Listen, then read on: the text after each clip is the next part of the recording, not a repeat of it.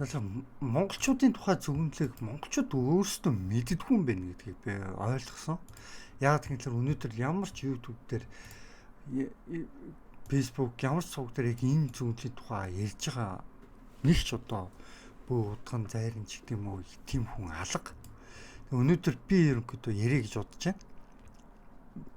Бөө удган лам одоо юу гэдгийг Крист гэд ямар ч тийм хүн алга. Өнөөдөр YouTube дээр ч ямар ч одоо инфлюенсер алга. Тэгээ би энэ зөвлөлийн тухай ярихаар боллоо. Тэгэхээр энэ дээр юу гэж ярьж байгаа юм бэ гэхлээр ерөнхийдөө нэг иймэрхүү юм ярьж байгаа. За одоо та бүхэнд харуулчихъя. За орчуулах юм бол нэг иймэрхүү. 1999 оны 7 дахь сард Тэнгэрээс аимшигт их хаан эргэж ирнэ. Монголчуудын хааныг эргүүлэн авчрахын тулд анхны гарагийн өмнө болон хойно Азийн тохиолоор ноёрхноо гэд ингэсэн байна. За тэгээд энэ доошогоо тайлбар байгаа. Тайлбарыг нь орчуулсан. Тусдаа сэрэмжлүүлэг үлдээсэн ч бидний дээрээс өнгөрөн одж аимшигт хаан сүүлчийн игнэ 1999 оны 7 дахь сард иргэн ирнэ гэсэн гэж байгаа. Энэ ерөнхийдөө Чингис хааны иргэн ирэлт байж магадгүй гэж би бас бодож байна. Тэгээд ангараг гараг Марсыг дуудан амиар уулгаар. Ангараг гараг Марс гэдэг нь ерөнхийдөө бол хоньны орд болж таарна. Хоньны орд. Хоньны орд.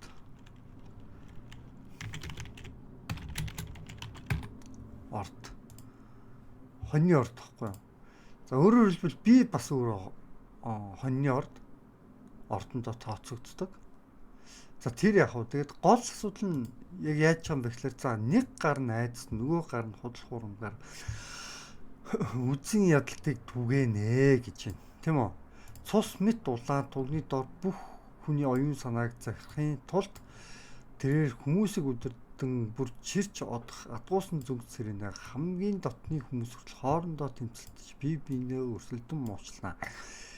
Ийм нэрхэлэн санамсаргүй тохиолдол бөгөөд хүний алдаж. За эндээс ингээд доошоогоо юу юм гэхэлэр сатааны эргэн ирэлт буюу цөмөн цагийг тэр чигээр дурсаад бичсэн байгаа. Гэхдээ энэ бол ерөнхийдөө бол жинхэнэ зөвнөлсөн шүү дээ. Өнөөдөр чи 2026 оны 7 сарын 8 22 цаг 8 минут болж байна. За тэгэхээр яаж байгаа тэр яг энэ бол жинхэнэ зөвнөлнө. Тэгээ энэс доошоогоо яаж байгаа юм гэхэлэр хятадуудын тайлал юм уу хятад бандсан гэдэг юм уу нэг тиймэрхүү юм болж ингэж эхэлж байгаа. Тэгэхээр энэ юу илэрхийлж байгаа юм гэхэлэр миний бодлоор хэрвээ энэ зөвнөл бол энэ гэтэл энд хятадуудын тайлал бийж магадгүй гэж харж байгаа. Тэгээ хятадуудын тайллыг би одоо орчуулж байна гэсэн үг болж байгаа. Тэгэхээр хятад өөрөө өөрснөөхөө тайллыг өөрөө өөрснөө хийсэн юм уу хайш юм надад тэгж харагдаж байгаа. Тэгэхээр яаж байгаа юм гэхээр нэг гар нь айц нөгөө гар нь худал хуурмгаар үзий ядалтыг түгэнэ гэж байгаа. Энэ ерөнхийдөө яг юу кинийг илэрхийлээд байгаа юм гэхээр хятад Израиль хоёрыг илэрхийлээд байгаа шүү. Нэг гар нь айдас нөгөө гар нь худал хуурмгаар үзий ядалтыг түгэнэ. Хятад Израиль хоёр бийж магадгүй гэж би харж байгаа. Нэг гар нь хятад нөгөө газар нь Израиль одоо доллар эзэдэггүй одоо юу гэхүү би сайн мэдэхгүй байна. За ямар ч тач нэг Рио Тинто гэдэг те одоо манай Монголыг шуулаад байгаа үүний чинь зэрэг монголчууд уг тэмцээд байгаа шүү дээ. Гэтэл учрал нөгөө дүр хэсгэлтээс өөр юм хийхгүй байдаг. Бид нэр дэлхийд 2хан том байдаг ордныхоо энэ мөнгөийг авъя гэд тэгээд нөгөө уян усын хурлын гишүүн хуучин сэтгүүлж яагаад гишүүн болцсон. Тэгээд бас нөгөө хэн битгүүлээ цэвэрлэгч байж байгаа сүлд нь усын хурлын гишүүн болоод тэгээд нэг байр аваад нэг яадаг нэг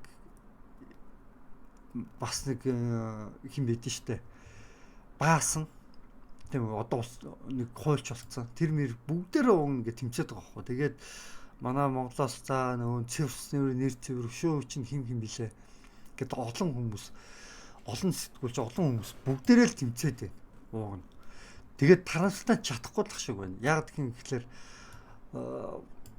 нөгөө хэн байгаад байгаа штэ. Казакууд бас байгаад байгаа. Тэгээ монголчууд казак бүр ингэ яг ингээ овоорч үед нь яг энэ хилцээр хийчлээ л те. Би удаа тэгж харж байна. Тэгээ казакуудаар бол сатан бол ализаны тэмдэглээ тавьсан тухан дээр нь. За одоо би удахгүй энэ тухай дэлгэнгүй ярина. Тухан дээр нь ганц тэмдэг тавих ш. Тухан дээр нь тэмдэг тавихыг юу гэж ойлгох вэ гэхлээр ингэж ойлгоно. Тухайн хүний оюун бодол санаа үйлдэж байгаа үйлдэл ярьж байгаа яриагаар нь тухайн хүнийг сатаныхаа тэмдгийг тавиулж үгүй юу гэж дүгнэж болно гэдэг бас тийм санаа үүд шүү. За тэгээ юучлээс ийшээ орчоо. За тэгээ хайртай дотны хүмүүс хүртэл хоордоо тэмцэлдэж бие биенээ өрсөлдөн муучлан энэ бол одоо гэр бүл дотор хүртэл тийм асуудлууд ярьж штэ маш хэцүү. Ийм ноёрхлонд санамсаргүй тохиолдол бөгөөд хүний алдаа харанхуй тэнэг бодол үүдлээс гүн ангал хайртай дотны хүмүүс хүртэл гэж байгаа. Одоо тий за тэг харанхуй тэнэг бодлоос үүдэлтэй гүн ангал чөтгөр диаволоос ийм хүн мэрэгэн ухаан өвсөн газар соёолж дээд хүчин зүйлийг харахын улмаас төхөөх аюулм улаан талын дайн ба итгэл үнэмшлийн эсрэг өрнөж тийм үү. За шудраг усны эсрэг өрнөж гэж би удаа тайлбарлана. Хэрвээ яг энэ чүлгийг нь одоо ингээд орчуулад үзэх юм бол тийм үү. Одоо энийг л нэгсэндээ орчуулад ингээд тайлж энийг л тайлсан имийг нь энэ дор тайлсан имийг би амьд орчуулчаад одоо энэ ч би та ядад тайлж уншаад байгаа гэсэн үг шүү дээ. Тийм болохоор нэг сайн ойлгоорой. За тэгэхээр харанхуй тэнэг бодол үйлдэлээс гүн хангал диаблос буюу чөтгөр гэж байгаа. Энэ хүн мэрэгэн ухаан өсөн газар соёолно гэж байгаа. Диаблос гэдэг чинь өнөөдөр зөндөө олон хүмүүс зүгээр Америкийн дээр долларын эзэсний тэр зүгээр баахан чөтгөрүүдэд гарсан шүү дээ. Зөв хүний махан штэ гэдэг тэ чөтгөрүүд, вампирууд. Хэрвээ та нар миний өмнөх бичлэгүүдийг үзсэн бол мэдж байгаа ах гэж би одоо бодож байна. Мэдж байгаа баха.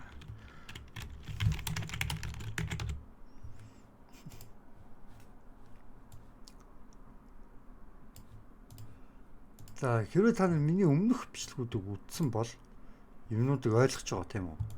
Би энэ өмнөх бичлэгнүүдээр энэ дээр би Монгол Казак хоёр иргэдийн тухай нэлээд ярьсан байгаа.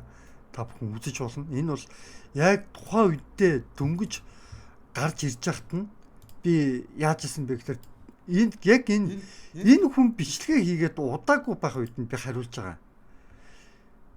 Энэ хүнч бичлэгээ хийгээд удаагүй байсан, сүрэн жавч бичлэгээ хийгээд удаагүй нэг ганц 2 цаг болгонгот би шууд өвзөн гутаа хариулаад бичлэгээ хийсэн. Энэ яг 2-7 хоногийн өмнө гэж байгаа ч гэсэн энэ нэлээд хэдэн өдрийн өмнөх яриануд байгаа. Яг 2-3-7 хоногийн өмнөх яриа гэсэн үг. Бас энэ хүнийг бас дөнгөж яриагаа үлдээгээд нэх удаагүй бахт нь би бас энэ хүнд хариулсан байгаа. Энэ хоёр хүнд голчлон хариулаад тэгээ явсан байгаа. Тэгээд энэ хоёр хүний ярианы үүднээс ингээ хариулаа явсан байгаа. За тэгээд ерөнхийдөө миний гол хэлэх гээд байгаа санаа ерөнхийдөө яг юу юм бэ гэхээр би хэсэг хугацаанд би энэ бичлэгээ яг нууцлсан л та. Яг тэгэхээр манай ээж намайг чи битгий улс төр яриад чамд одоо улс төр ярьлаа гэж зүрхэн эрсдэл ярьж байгаа болохоос ш чамд ямар ч ашиг нэмэр юм алга чи битгий улс төр яриад гэд намайг ээж юм тэгсэн л те. Тэгээд би ээж хүмүүдээр за нэрэж тийм үг гэд тодорхой заах улс төр ярихгүй зарим бичлэгүүдэд нууцлж байгаа за нэгдээ ярьсан юм шиг буцаагаад хэл болгочлоо. За ээж нь гол нь чи өөрийгөө газар эрсдэл болохгүй намайг бас эрсдэлд оруулаа ингээд бэлсэн болохоор би за гэд нууцлсан байсан. За одоо нэгдээ ярьсан юм чи ингээд буцаагаад хэл болгочлоо. Гэтэ би ярихгүй бол өөр хинч ярихгүй мэн гэдгийг би л тодорхой хэмжээнд эрсдэл гаргаагүй байсан бол өчнөө олон жилийн өмнө угаасаа дайнигч зогсож чадахгүй байсан. Орос Монгол хоёрын хооронд нүүсгийн дайнигч надаас өөр хүн зогсож чадахгүй байсан гэдгийг би ойлгосон байхгүй юу. Яагаад гэвэл би ийм хөрхөө би 3 бие бичлэг хийж байгаа. Тийм үү? Энийгээ би ахаад дуртажээ. Ийм Монголын улс төр өнөөгийн нөхцөл байдал гээд ийм 2-3 бие бичлэг хийж байгаа штэ. Хамгийн эхнийх нь иймэрхүү бичлэг гэхэд энэ хизээ хийгдчихэж 2024 он 8 сарын 30-нд хийгдчихсэн байгаа байхгүй юу. Тэгээд Facebook дээр бол энэ нэг бичлэг гэхэд 60,000 үзэлтэй 200-аас 300 лайктай болж хорж ирсэн. Би Facebook дээр энийг нь биш YouTube дээр яг энийг нь эхний энэ хоёрыг нь YouTube дээр нөгөө нэг нууцлангуудаа Энэ гурав дахьыг нь YouTube дээр зөв рил гаргаад тавьчихсан. Тэгээ YouTube дээр энэ жоохон их лайктай, их комменттэй болоод үлдсэн юм, үзэлттэй болоод. Түүнээс яг Facebook дээр бол нөгөө гуруулаа ижилхэн 50-60 мянган хүн үзэлтэй 200-аас 300 лайктай. Тэгэхээр доор хаяж 100 мянган хүн үзсэн гэдгийг би мэдж байгаа. 100 мянган хүн үзэж 300-аас 500 лайк авсан гэдгийг би бол мэдж байгаа нийтдээ. Нийт ярих юм бол тэгж бодож байна. За тэгээд би иймэрхүү бичлэгнүүд дээр ярьж арай хатан байж дайныг тогтоосон тийм үү? Дайныг тогтоосон. Миний хамгийн гол тэгээд би дайныг тогтоосон гол шалтгаанаа би энэ бичлэгэн дээр би хэдийгээр ярьсан боловч энэ хоёр бичлэгэн дээр ярьсан боловч яасан бэ гэхээр нэг юм дутуу байсан. Тэр нь юу юм бэ гэхээр хэрвээ би тийм үү тухайн үед эрсдэл гаргаж яриаг ус гарцаа авахгүй тийм тодорхой хэмжээд Монголд буу зэвсэг өрнөсөн ямар нэгэн дайм болох байсан гарцаахгүй Оросууд руу та нар дайтад үхэ гэдэг тийм хийжсэн гарцаахгүйсэн. Тэгээд одоо би ингээ бодоод тахнаа юу болж тарж байгаа.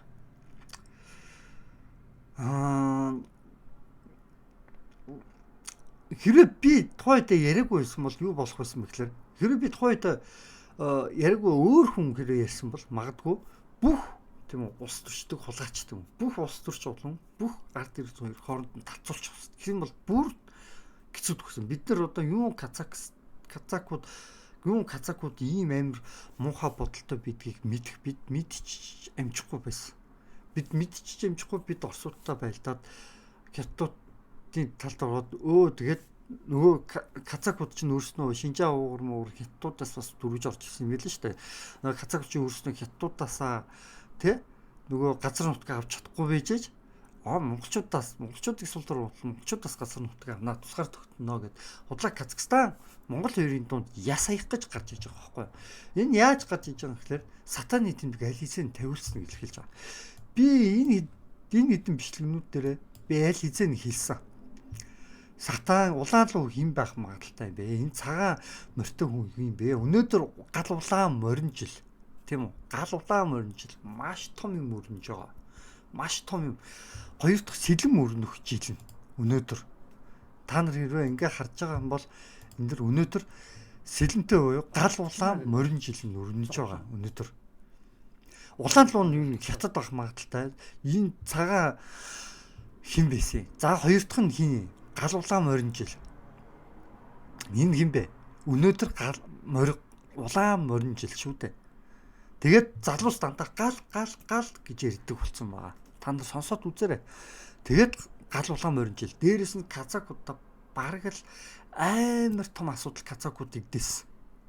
Сатаны үгэнд орж аль хэзээний тэд сатаныга тэмдгийг тэд тухан дотор тавиулсан байна гэсэн үг. Өөрөөр хэлбэл урвчсан байх өндөр магадaltaй байгаа гэсэн үг. Ойлгож байна уу? Казакууд аль хэзээний сатаны тэмдгийг тухан дээр тавиулсан. За одоо тэгээд зүгнэл рүүгээ буцаагаад би одоо оръё. За тэгэхээр зүгнэл рүүгээ буцаагаад одоо орноо. Буцаад тайлбарлаж эхэлнэ. За тэгэхээр иймэрхүү юмнуудыг та ингээ холбоод бодод үзэх хэрэгтэй. За юу ч гэдэг гэсэн. За одоо тэгэхээр Диаблос энэхүү мэрэгэн ухаан өгсөн газар суурьж дээд хүчин зүйлэг үл харахын улмаас төхөөх аюул юм аа. Өөрөөр хэлбэл миний саяд нөө сатаны эргийн эргэлт буюу энэ Библиэс илчлэлт 13 гэсэн хэсгийг та нар үзэх юм бол саяны миний хийж байгааг ойлгоно. За тэгээд ингээ үзээ. Улаан талын дайн үнэн ба итгэл үнэмшлийн эсрэг өрнөж түүнийг орхитуулахын тулд дэлхийг бурхнаас холдуулахыг зоржээ. Тийм үү? Энэ бол улаан луугийн хийж байгаа үл. Хүчрхийл дүүрэн үгс болон үйлдэлийн аян өрнөж гэж байгаа. За одоо энэ дээр би нэг юм хэлээ.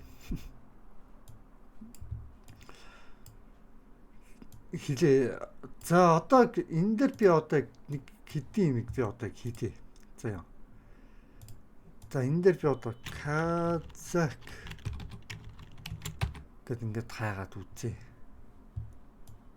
За Монголд байгаа казакууд гэд Өнөөдөр зүгээр өвөг хүчирхийлэх Монголын газар яахыг баян үйлгийн уур амьсгал. За тэгээд баян үйлгийн уурыг амьсгал хэцүү та нар юу ингээд голон амьдраад байгаа. Тэнгуүтаа бусд хүмүүсийг хөөгд байгаа тийм үү?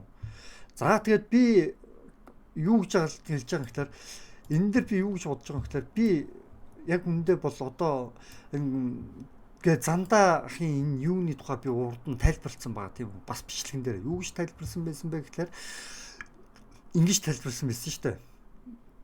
Ерөнхийдөө шинжлэх ухаангүй тийм үү?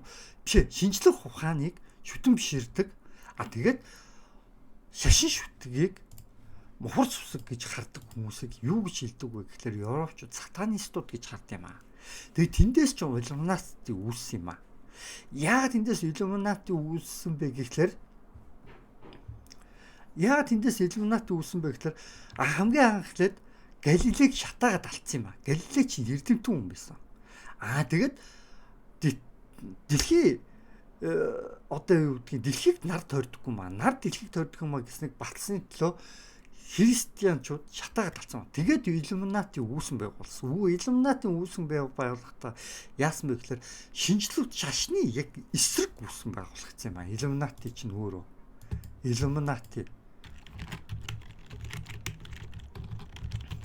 Иллюминати өөрөө яг шашны үүсэр үүсэн. Гэхдээ дандаа сатаныг шүтэж бий болсон байхгүй. Иллюминати чинь өөрөө сатаныг шүтэж бий болсон. Тийм үү? За тэгвэл яасан бэ гэхээр гив гинтхэн ямар хүн гарч ирсэн бэ гэсэн чинь Монголд шинжлэх ухааны техник шүтдэг хүн гарч ирсэн. Шууд шинжлэх ухааны техник шүтдэг хүн гарч ирсэн. За энэ тухай би та нар хэрэг дэлгэрэнгүй сонсъё гэх юм бол миний яг энэ өмнөх энэ бичлэгэн дээр ярьж байгаа тийм үү? Энэ бичлэгүүдийг та нар үзэх хэрэгтэй. Энэ бичлэг нь энэ сүнслэг дайн ба монголчуудын сүнслэг дайн ба монголчуудын 99.9% сатаны сүмэ гэж байгаа. Энэ бичлэгийг та нар бүр маш сайн үзэх хэрэгтэй. Энэ бичлэгийг.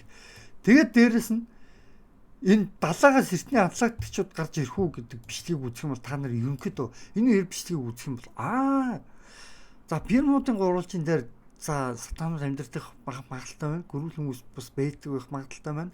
Дээрэс нь хин дэлхийг үдирдэж авах магадaltaй байна. Тэгээд гол нь сүнслэг дайн яг юун дээр явагдаад байгаа юм бэ гэдгийг энийг та нар ойлгоно. Тэгээ 99.9% нь Монголд байгаа хүмүүсийн 99.9% сатанистууд. Буруу шин шүтжсэн мэн гэдгийг ойлгоно. Яагаад гэх юм бол намайг энийг ортодокс гэж ярихаас өмнө хин ч ортодокс гэж ярьж байгаагүй шүү. Намайг энийг ярьсны дараа Монголд сүүлд нэг ганц хоёр сувг дээр ортодокс гэдэг үг дурддагж байгаа. Гэхдээ хамгийн гол нь Ethiopian Bible гэдэг юм дурддаггүй. Ethiopian хичнээн ортодокс шашин гэж ярьжсэн ганц намайг энийг ярьсны дараа ганц хоёр хүн ярьж эхэлж байгааг харагдаж байгаа. Түүнээс өмнө нь бол нэг ч хүн ярьж байгаагүй шүү. Тэ. Энийг би ярьсны дараа яасан гэхээр ганц хүн ортодокс гэж ярьсан бас л Ethiopian Bible-ийг дуртацсан. За энэ дээр би бүр дэлгэрэнгүй ярьсан байгаа. Сүнслэг дайн яг яадаг юм те гэдэг тухай ярьсан байгаа болохоор энийг та бүхэн бас үзэх юм бол ойлгож байгаа. За тэгэхээр одоо би ахаад нэг гол юмыг нь яриа. За хүчирхийлэл болон үгс худал хуурмаг хоорондоо тэмцэлж биенээ өрсөлдөн муулна гэдэг нь Казак Монгол хоёрын үрдэндээс өнгөд харагдж байгаа. Тэгээ би юу гэж хэлэх гээд байгаа гэхээр за би зандаа ахыг өнгөд урд нь хүндлүүлсэн. Гэтэ одоо би эргэлзсэн. Зандаа ахыг би ер нь бол Монголд нэр зүүсэн Казакууд зөндөө байхыг үүсэхгүй гэж би бодож байгаа.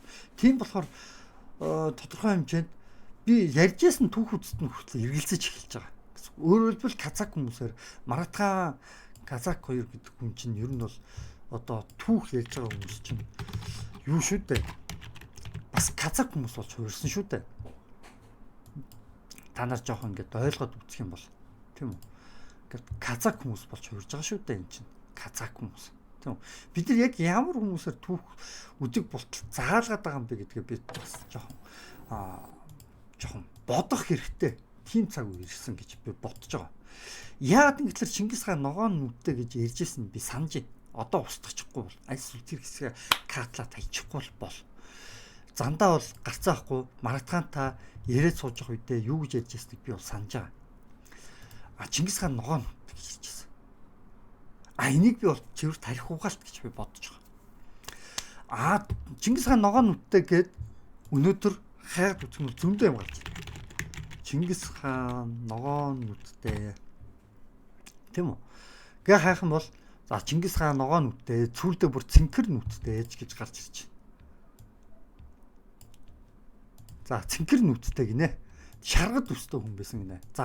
Казак хүн болгож хувирах гэдэг байхгүй. Нууцаар, далдуур. Зорилго нь бол ердөөсөө казак хүн болгож хувирах гэж би ойлгож байгаа. Энийг. Тэгээд гадныхан бүр цүлдээ юу гэж ярьж эхэлдэг вэ гэхээр Чингис хаан рэд улаан өстэй байсан гэж ярьж эхэлж байгаа бүр. Чингис хаан улаан өстэй байсан гэж ярьж эхэлж байгаа. Энэ улаан өстэй, ногоон нүдтэй байсан. Энэ бол ерөнхийдөө казакуудаас болсон болов уу гэж би хардлага төрж байгаа. Ерөнхийдөө. Яг тэгвэл казак хүмүүсээр нөгөө түүхийн малтлаг, археолог, түүх судалгаагаа та нар өөрснөө хийлгээд байгаа шүү дээ. Тийм үү? Маргатаан ч нөгөө казак хүн. Монгол хүн биш. Тэгээд би нэлээд олон сонин түүхүүдээр ингээ эргэлжсэн ямар сони юм бэ? Яагаад ингэж яриад байгаа юм бэ гэсэн юмнууд олон гарч ирсэн. Гэтэ би харамсалтай тэмдэглэж үзэж байгаа байхгүй. Зарим юмнуудыг. Тэгээд зөндөө олон залуусын тарих угаагтчуу даа гэж би хардлага төрж байгаа. Би хардлага төрж эхэлсэн. Яг үнэхээр. Яагаад юм бэ гэхээр өнөөдөр тусгаар тогтно гэдэг юмыг ярьсан хүмүүс нь бол тэгээд дээрэс нь энэ дээр одоо үг үйлдэл эрхтний чинь амруу чинь чихээд эрэг амыг чинь ойчин стам. Тэгээд яг казак яг мусульман арга чиний хоолой хэрчиж толгойг чинь хайж махыг чинь эдэнд стам. Тэгээд нэг чинь шууд сум зон гэж. Тэгээд эрхтний чинь ийм бэлэр яриатай хүмүүс өнөөдөр гарч ирсэн. Энэ гэрэл цолмон гэдэг энэ хүн ерөнхийдөө өнөөдөр энэ хүний постыг ингээд олж аваад ингээд тавьчихж байгаа. Казак мусульман аргаар алан ингээд бичиж байгаа. Тэгээ энэ доор нь баахан олон хүмүүс ингээд үзий яталтай. Тэгээ би юу гэж бодож байгаа юм гэхээр ерөнхийдөө бол казакуудын ерөнхий бодол нь яг иймэрхүү байгаа гэдэг нь илэрхий байгаа даа. Яг гэх юм бол олон комент, олон юунаас иймэрхүү юмнууд ингээд бичлэгүүд олон хийж гарсан шүү дээ. Тэгээд би юу гэж хэлэх гээд байгаа юм гэхээр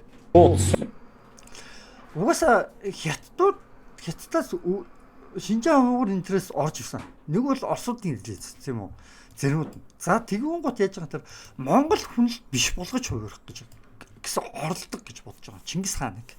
Монгол хүн л биш бол хамаагүй гэж бодож байгаа. Одоо ингээд цоочдод ингээд энэ яриануудыг та нар ингээд доошгоо ингээд хаах юм бол тийм үү. Гадныхны бичсэн тийм үү. Тэгүн гутаа дандаа Монгол эрдэмтэн гэжээ дандаа Монгол хүмүүсийн нэрийг барьж байгаа. Монгол урагчид өнөөдөр зөндөө байгаа тийм үү. Мөнгөний төлөө нүдээ ухаас буцаж өгөхөөс буцахгүй аимшигтай. Тэгсэн чи одоо энэ дээр юу байж байгаа юм Чингис хаан юм гинлээ гэж ингэж худлаа бичиж байгаа. Тэгээд өнөөдөр энэ дээр Орос хүн байсан гэж бичиж байгаа энэ дээр. Өндөр нуутаа ногоон Орос хүн байсан. Орос Монголын хоёрын нэг бол яс аях гэж албаар ингэж магадгүй. Агуу их Чингис хааны тухай сонирхолтой хонгорч шаргал үстэй. Ногоон нүдтэй байсан. Нөгөөт нь улаан нүдтэй. Дээдлэлт нь цэнгэр нүдтэй. Тэгсэн Чингис хаан Европ хүн байсан гинэ бас бичсэн байгаа. Одоо утгагүй ичээсээ та нар харах юм бол.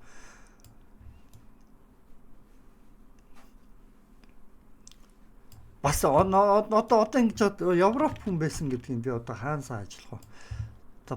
Бас одоо ингээд хаагаад үзэх юм бол Чингис хаан бас Европ хүн байсан гэлээ гэж бас гараад ирнэ чи. Чингис хаан цэнхэр нүдтэй хүн байсан гэдэг энэ дээр одоо ингээд гараад ирж байгаа. Тийм үү? Цэнхэр нүдтэй байсан гэдэг ингээд гараад ирж байна. Цэнхэр цайвар өстэй хүн байсан, өндөрлөг биетэй хүн байсан гэдэг ингээд гараад ирж байна. Ногоон нүдтэй Европ хүн байсан гэдэг ингээд гараад ирж байна. Чингис хаан ногоон нүдтэй Орос хүн байсан гэж европчууд бичсэн гэсэн. Энэ доор нь бол Европ хүн байсан гэж гараад ирж байна. Энд ч бүр цэнхэр нүдтэй хүн байсан гэж гараад ирж байна. Тэгээ ингээд юуг илэрхийлээд байгаа юм гэхлээр тэгүн гутаа энэ түүхүүд дээр юуг илэрхийлээд эхэлж байгаа юм гэхлээр Монголын ancient solidaris, ancient war гэдэг ингээд тэр хаагаад үзэн шүү дээ. Тэр дандаа Монгол зүгээр яг эртнийх нь зүгээр Монгол хүмүүсийг дүрсэж байгаа юм би яг надтай адилхан бидэнтэй адилхан бор хүн нүдтэй хар шулуун өстэй яг ийм яг бид нар шиг л Монгол хүмүүсээр төсөлсөн байна. А тийм ухта яаж юм энэ гол утга нь яг юу юм гэхлээр цаад утга нь юу гэхлээр монголчууд ухаан муутай байсан шүү. Монгол хүмүүсийг тэ Европ, Орос, Казак хүмүүс үдирдэж шүү гэдэг тийм үү. Нэг бол хятадас тийм үү. Хятад хүмүүс үдирдэж шүү гэдэг. Тиймэрхүү бодлогыг дэлхийд дахинд явуулах гэж байгаа. А гэтэл энэ яг энэ эртний энэ яг энэ зургуудыг гэсэн та нарыг харах юм бол нэг ч ногоон нүдтэй эртний зургуудыг нь харна штэ. Тийм бол ногоон нүдтэй Чингис хааны та нар зураг олж харахгүй. Дандаа бор хүн яг бид нар шиг нүдтэй бид нар шиг сахал ургадаг. Бид нар шиг ингэж ирүү нэрүүн доогоор ингэж ирүүгээр яг ингэж ургадаг. Ингэж би энэ хэсэг сахлаа хусцсан л та саяхан. Хууц өгдөг ингэж ургацсан байгаа. Сайн харах юм бол тэгээд яг бид нар шиг ингээд үс ургасан бид нар шиг ингэсэн ийм л хүмүүс байгаа. Яг үннийг л юм. А тэгээд сүүлд яаж байгаа талаар гүг үтгэн археолог ухаад ямар хүмүүс археолог ухаж байгаа юм бэ гэхлээр мэдээж ойлгомжтой. Казак хүмүүс археолог ухаж ажиллаж эхэлсэн. Бэн гэдэг нь ойлгомжтой болчих. Энэ хүн өөрөө тэгээд дээрэс нь зандаа өөрөө казак талын хүн болов гэж би хардаж эхэлсэн сүүлдээ. Магадгүй нэр нь Монгол болохоос биш магадгүй казакчтай хавь үгүйсэхгүй. Казак хүн Монгол нэр авч болно шүү дээ. Тийм үст. Яг л хятад хүмүүс зөндөө олноор Монгол нэр аваад Монголд одоо цогтоо могтоо гэд ингээд зөндөө хүмүүс явж байгаа шүү дээ одоо. Яг л эдгэр шиг. Байхыг үгүйсэхгүй байхгүй. Жүжигчин цогтоо.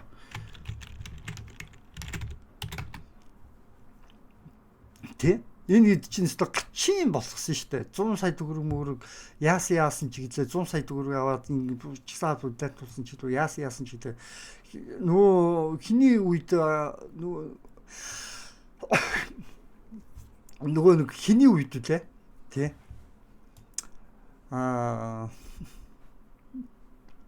Өмнөх засгийн газрын сайд хэн блэ? Оюук засгийн газрын сайд тэрний үед эдэн стоп гарч исэн шүү дээ. Бүр аимшигтай болчихсон. Дандаа хятад хүмүүс гараад ирсэн. Одоо л дандаа казак хүмүүс гар. Бид нар анзаараагүй байсан байна. Өнөөдөр монголчуудын бол шиг төрж гаргаад харин оронд нь өөрсдөө бол шиг энэ тэмдгүүд төрж явж байгаа нь казак хүмүүс. Тэгээ өмөрөд байж байгаа нь зандаа өөрснөө ингээд ажилуулад ажил аваад монголчуудыг захүүх залуус түүх соёл заглаад бийж байгаа нь энэ. Гэтэл казакууд нь яг үндэ монголчуудыг ална гэдэг нь та нар юу юм гээд ингээд бийждэг. Гэтэл энэ чань казакуудыг нэг өмөрсөн юм шиг нэг хүн постлоод бийждэг. Сум зон гэж. За бүгд нараа мэд. Тэг би юу ч хэлэх гээд байгаа юм гэхлээр за ингээд түүхгүйс нь ерөнхийдөө би яг юу ч хэлэх гээд байгаа юм гэхлээр За энэ цаг үеийн минь за тэгээд зүгээр казакууд хаахтал зүгээр аимшигтай нэг ч олигтой яриа би л үзэж харахгүй. Зүгээр казак гэд ингээд бичээд хаахлаар казакууд монголчуудыг аимшигтай дормжиж байгаа, аимшигтай дээрж байгаа. Тэгээд дээрс нь бүр төрийн алба, төрийн юмдгүүд нэг шут чингичсэн казакууд байгаа. Өнөөдөр. Тэгээ яг одоо яг яаж байгаа юм гэхлээр ердөөсөө Чингис хааныг монгол хүн биш болгох жил казак хүн болох гэсэн юм уу, орос хүн болох гэсэн юм уу, альс европ хүн болох гэсэн юм уу, ямар ч тач монгол хүн биш болох гэж үзсэн л хүмүүс байна гэж би анзаарч байгаа байхгүй юу. Энэ нэг батарей дуусчих юм да. Энэ гар утасны батарей дуусчлаа. Ашигч. За яг гэхдээ тэгсэн ч гэсэн үйлчлүүлэх ёстой. Одоо өөр утсаараа үйлчлүүлэх ёстой. Машина. Юм хийхлээр аюул төвхтэй. Энэ батарейга утсаа цэнгэлэггүйсэн юм баг та.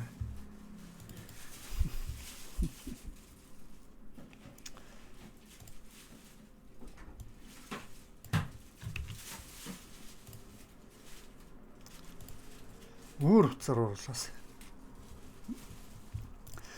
За тэгэхээр тэгээ ерөнхийдөө нэг юм болчиход байгаа. Тэгээ би юу ч хэлэх гээд байгаа юм гэхлээр Ятгнаа түүх сонсох юм бол одоо монгол хүмүүс ихэд түүхийг ярьж байгаа юм түүхийг сонсох хэрэгтэй наа монголчууд нь. Тэгээд би бол ерөнхийдөө урд өмнө од мөндрийн хид хідэн удаа санаа зөрүүлж ирсэн юмнууд бол байгаа штэ. Яг үннийг хэлэх юм бол яг тэгвэл одоо чи нинжа ярихад хүртэл санаа зөрүүлж ирсэн штэ. За од мөндөр бол нинжа энэ дельта ил гэдэг ингээд ярьжсэн тийм үү. Тэрэн дээр нь би ч гэсэн за нинжагийн гарал үүсэлт Монголоос үүсэлтэй гэдэг ингээд санал зөрөлдөөд ингээд нэг хоёр жилийн өмнө энийг яг дүнгийн ярингут нь яг маргааш нь лөө би санал зөрөлдөөд нэг иймэрхүү яриа оруулж исэн багхгүй ерөнхийдөө бол та нар ингээд хайгаад үсэх юм бол ингээд доолт яг нэг жилийн өмнө тоо гэд нинжагийн гарал үүсэлтээр хүртэл ингээд санаа зөрөлдөөд одоо Чингис хааны нүдэн дээр хүртэл би санаа зөрөлдөж байгаа байхгүй яг үнэ шиг одоо би гайхаж байгаа байхгүй яагаад Чингис хааны зандаа удна гэж ногоо нүдтэй гэж ярьж ирсэн болоо ганц Чингис хаан зандаач өөр Монгол эрдэмтэд хүртэл өнөөдөр Чингис хаан ногоо нүдтэй гэж ярьж байгаа цэнгэр нүдтэй гэж ярьж байгаа улаан үстэй гэж гадны хүмүүс хүртэл ярьж байгаа тий Чингис хаан ретайр мэр байсан гэд тийм улаан үстэй байсан гэд амганда энэ залуу өөрөө бас жоохон улаан үс одоо ногоон цэнгэр нүдтэй хүн баггүй тийм болохоор улаан үстэй хүн байсан болохоор энэ залуу бас өөрөө бас тийж яриад байгаа юм болов гэж би бодсон. Бид гадныхнаар түүхээ заглахна гэж байхгүй. Бид гадныхнаас түүхийнхээ их сурвалжийг олж аваад өөрснийхөө тайлбарлах ёстой. Тэгвэл казак хүмүүс бол яг үг гэхээр казак хүмүүс казакийнхаа өнцгөр л тайлбарлах гэж оролдоно. Би тэгж л харж байгаа. Тэгж л хардж байна яг үнд. Монголын өнцгөөс би тайлбарлана гэж би өрдөөсөө бодохгүй байгаа. Үннийг хэлэхэд. Өнөөдөр ийм аимшигтай юм болж яхад казак хүмүүс монголчуудын төлөө археологийг ухаад монголчуудын өнцгөөс гарч тайлбарлах үгүй ба. Казакуудынхаа үднээс тайлбарлах болов гэж би хардж байна. Би тэгж бодож байгаа би. Түүх бол түүх, үнэн шудраг хүн аман дээр юу ч ярьж болно. Гэхдээ яг үйлдэл дээр юу байхыг би мэдэхгүй. Тийм болохоор би өнөөдөр хүртэл энэ ярьсан ярианууд нь би үнэхээр эргэлзэж эхэлж байгаа гэдгийг би хэлэх хэрэгтэй. За тэгээд одоо би ингээд цааш нь энэ Куран судрынхаа эндээс Куран биш энэ юу гэдэг вэ? Энд чинь юу штэ? Нострадамсын юу штэ? Тайлбарлахгүй зөвнөл. Энэ дөрвөн мөртийг тайлах гэж оролцсон энэ. Гэхдээ энэ дээр юу гэж тайлж байгаа гэхээр Нострадамсын энэ тайллыг юу гэж тайлсан бэ гэхээр сатаны эргийн ирэлт буюу илчлэлт 13-ыг тайлсан гэж би бодож байгаа байхгүй юу? Илчлэлт 13. Илчлэлт 13 гэдэг ингээ хайх юм бол та нар ингээ зөндөө хаагаад болчихно. Та нар энийг уншиж болно. За тэр одоо ингээд ганц энэ дээр ингээ хаасаагүй байгаа заа ингээ. Энэ дээр 72 дээр хүртэл ингээ байгаа. Яг саяны өгүүлэлт. За юу. Зөндөө олон зөвлөлүүд байгаа. Ганц монголчууд л мэддэг юм байлаа. Энэ монголчуудын зөвлөсөн Чингис хааны эргийн ирэлтийн тухай энэ зөвлөлийг ганц монголчууд л өөрсдөө мэддэггүй. За тэгэхээр энийг нь би ингээд орчуулсан шүү дээ одоо. За тэгэхээр чөтгөр ирнэ. Тийм үү? Би биендээ өрсөлдөн муулчнаа. Хамгийн ийм ноёрсон санарсгүй хүний талдаа харанхуй тэнэг бодлоос үйлдэлтэй гүн алж диаблос ийхүү мэрэгэн ухаан үхсэн газар соёолж дээд хүчин зүйлэг үл харахын улмаас тохиох аюул юм аа гэж байгаа. Өөрөөр хэлбэл айл хизээник казакуудад хичнээн олон жилийн туршид монголчуудын эсрэг үзэл суртыг хэн суулгасан бэ гэх юм бол маш ойлгомжтой. Боловсролын яам өнөөдөр боловсролын яам буюу боловсролын яамыг өнөөдөр хэн барьж ирсэн? Хятадын эрлийз байх магадaltaй хүмүүс өнөөдрийг хүртэл боловсролын яамыг удирдах тийм үү? Казакуудад жинхэнэ түүхийг нь заагаагүй гэж би хардж байна. Харин монголчуудын эсрэг үзэл суртал, монголчуудын эсрэг дайн байлдан хийгэр гэдэг тийм үзэл сурталыг боловсролын яам суулгаж ирсэн болов уу гэж би хардж байгаа. Би тэгж хардж байна өнөөдөр.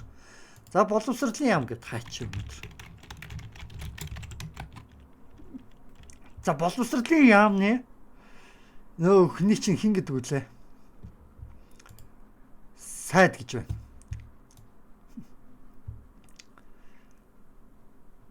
За десант болгоно лөө.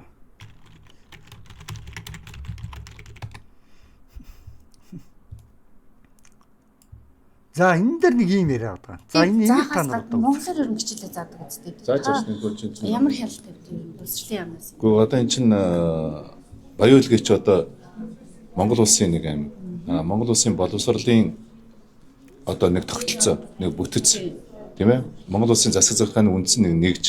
Тийм учраас бол одоо 1-ээс 12 дугаар ангийн юунууд чинь бол хичээлүүд чинь бол монгол хэлээр. Тэгэхдээ баян үлгийн нөгөө нэг юу чинь 1-ээс 3 дугаар анги нь бол их хэлээр яваад тэгээд 4 5 6 дугаар анги 4 5 6 дугаар ангиас чинь монгол хэл заагаад тэгээд монгол хэлээр нөгөө байгаль ухааныхаа хичээлүүд үндсэн хичээлүүд үзэл явж байгаа шүү дээ. Хичээлээ бол багш нар нь монгол хэлээр зааж байгаа тий. Нэгдүгээр ангиас юу чинь гамбата 4 5 дахь одоо чинь баян үлгийч чинь болохоор 1-р анги 2-р анги 3-р анги хүртэл бол казак их хэлээр тий. Төрөлх хэлээр. 4-5-аас бол монгол хэлээр үзээд явж байгаа. энэ хэл бол гол асуудал нь биш байхгүй юу? Хүмүүс хэлэн дээр айгүй анхаарч төвлөрөд байгаа. Гол нь монголчуудын эсрэг үзэл санааг суулгацсан байгаа байхгүй юу? Гол нь бүрээдүүд хэлээрээ ярьж байгаа бид яахчгүй бүрээдүүд хэлээрээ ярина уу монгол хэл мэдэхгүй байна уу би бол тийм үү яах юм монгол хэл зааж гисэн бол та нарт л ашигтай штэ бүрээдүүдаа тий одоо усуудаа одоо юу гэдгийг баг эснүүдаа тий та нарт л ашигтай штэ баг үндэстнүүдэд та нарт л ашигтай штэ та нар минь тий жинхэнэ үндэсний цөөнхүүд шүү дээ гэд би ингээд бүдэнд нь би хэлмээр байгаа байхгүй юу казакуудад бол угаасаа хангалттай монгол хэлийг заасан. Казакууд монгол хэлээр бүр хараал мараал тэр байтугай хэлээд монголчуудыгаа доромжлоод тэр байтугай бүр улсын хурлын гишүүн болцоод бүр ингээд монголчуудыгаа монголоор хараацгаа талан гээд бүр элдв янзаар янхан дүлгээр дуудаад харааж зөвхөн талан гээд ингээд бийж тийм үү? Тэгэхээр хэл бол монгол хэл бол үүндээ асуудал биш казакуудад. Би тэгж бодож байгаа. Казакуудад юу асуудал юм бэ гэхээр монголч жинхэнэ хүүхд мэдэхгүй. Тэд монголчуудын эсрэг үзэл сурталаар худлаа хүүхд ухаар энэ олон жил заасан бэ гэж би бодож байгаа. Тэгээд би энэ анхуулсан энэ сайдыг би ердөөсөө би юу гэж бодож байгаа юм гэхээр хятадуудын талд энэ олон жил ажиллаж исэн бах магадaltaй гэж хардж байна. Одоо хардж ин гэж хэлэхгүй л болохгүй штэ. Үннийг хэлэхэд хэцүү штэ. Би хардж ин. Новшима. Тэгэд зүгээр багш буулгана гэж хэлэхгүй десант гэж яриад байгаа. Зүгээр багш буулгана гэж яриач. Десант биш. Зүгээр багш буулгаж байгаа бол зүгээр багш буулгаж байгаа гэдэг л яар. Десант гэж юу хуцаад солиорд байгаа. Нэг цэрэг мэрэг буулгаж байгаа юм шиг юу хуцаад байгаа. Зүгээр бид нар зүгээр монгол хэлний багш нар суулгаж байгаа. Та нар монгол хэлний багш биш. Та нар оронд нь юу заах ёстой. Үүх түүхийн заах ёстой байхгүй юу? Монголчуудын нэг тал болгож та хүмүүжүүлэх ажлыг та нар хийх ёстой байсан шүү дээ өдөөдөр хүртэл. Тэгтэл олон жилийн туршид яасан гэхээр монголчуудын эсрэг үзэл сурталыг түгээж суулгачаад монгол хэл заалаа гэд одоо юу ч өөрчлөхгүй. Эдгээр монгол хэл мэдгэн байтугай монголоор хэрэлдэж штэ эдгээр чинь монголчуудыг хараагаад байхад монгол хэл заалаа гэд яг ямар хэрэгтэй. Өөр улсын хурлын гишүүн болчиход хүртэл ингээд нүчигнүүд явж штэ энд. Тийм үү? Тэгээд миний юу хэлэх гээд байгаа гэхээр десантыг сэргүүлдэг гэж яриа заяа. Багш нарыг десант гэж битгий яриад. Театр бол театр, багш бол багш. Ойлгож байна уу? Тэгж ярих хэрэгтэй. Театр багш бол театр, солдер тийм үү? Яг тэгж хэлмээр байгаа байхгүй нэг чинь. Тэгээд десант бол одоо юу гэдгийг те сэрэг шиг сонсогддог байхгүй юу? Ингийн мань мичиг хүмүүс сонсоход. Ийм талрын байж болохгүй байхгүй юу? Тэнд нөгөө эрэгтэн сурагчид төдийлөн монгол хэл мэдгүй. Ер нь үнэ. Ер нь яг хоо манай энэ монгол хэлний одоо монгол хэл зааж байгаа монгол хэлний багш нар ч өөрөө монголоор ярьж чаддаг муу ярьдаг багш нар байдаг юм билээ шүү дээ. Түрүү чи одоо би чинь 21-с 24 онд боловсролын сайдаар ажиллахад баян үлгийг буулгасан десант гэж нэг одоо хүмүүс нэлээд шүүмжилсэн. Нийт бол 35 авиат багш нарыг би урьж одоо баян үлгийн сургуулиуд дээр ажилласан шүү дээ. Тэгээ сургууль цэцэрлэгүүд дээр ажилласан. Их л харамсалтай дөрөх байдаг юм байлаа тийм ээ. Одоо тэгээ дахиж бид нэр та нар өөрсдөө боловсролын яам энэ бэлэр нөхцөл байдлыг хоёр ард иргэдийн хооронд яа саяхны нөхцөлийг энэ боловсролын яам өөрсдөө гүйцэтгэж байгаа байхгүй юу? Тэр хэдийн тархинд нь сатаны үрийг хэн суулгаж байгаа? гархинд нь сатаны тэмдэг тавигдана гэж байгаа байхгүй юу? Сатаны тэмдэг тавигдана гэж ирдэг юм. Шууд утгаараа сатаны тэмдэг тавигдахыг юу гэж ойлгодгоо гэхлээр ихэвчлэн хүнд оюун бодолд нь ингээд хүмүүсийг ингэж алан талан те ийм тэр та нар юу бидний баян үйлгийн ураа та нар юу амар гिचээд тийм үү амар зэмд хичээд монголчуудаа ингэж доромжилсан ийм үдэл суртлыг оюун ухаанд нь суулгаж ингэж Тэгээд эрхтний чинь амруулж та нарыг алан хаян гэсэн ийм үдэл суртлыг суулсан хүмүүсийн чинь сатан тархинд нь чүглэлсэн байна гэж ойлгож болно. Шууд 100%. Сатан тархинд нь чүглэлсэн байна гэж ойлгож болно. Шууд утгаараа өөрсөнд нь туслаад өөрсөнд нь амьдрах газар хятадуудаас хөөгдөөд Орос Казахстан нуудаас хөөгдөөд Монголд ингээд энд тэндээс орж ирэх үед нь за шинжаа ууграад хятадуудаас хөөгдөөд орж иж байгаа. За тэгвэл та нар энд амьдраа гэдэг ингээд ороод ирэнгуут нь зөвшөөрсөн чинь байхгүй. Одоо өөхсөн үндэ өглөө усаа зарлалтна гэчээр хятадуудаасаа газар нутгаа авч чадахгүй байж монголчууд руугаа та нар юу юм гэсэн монголчууд Монгол нэг ч хүн өнөөдөр алан хідэн гэж байгаа яриа харагдахгүй байгаа. Та нар ингээд хаагаа зүгээр казак гэд ингээд зүгээр хаагаад үз. Одоо би танаас би зүгээр ингээд энийг зүгээр би казак гэд ингээд фэйсбુક дээр хаахтал яг саяны юмнууд л гарч ирж байгаа байхгүй. Зүгээр. Тэгээд сүүлдээ Монгол хүмүүс манай Монголын газар зүрдээс алан хідэн гэж байгаа Монгол хүн харагдахгүй байгаа. Өнөөдөр зүгээр Монгол хүмүүс хэл шинжилгээний асуудлын талаар л ярьж байгаа. Энэ хүн бол хэл шинжилгээний асуудлын талаар нэг юм яриад гэж үсэн. Би сайн ойлгоогүй.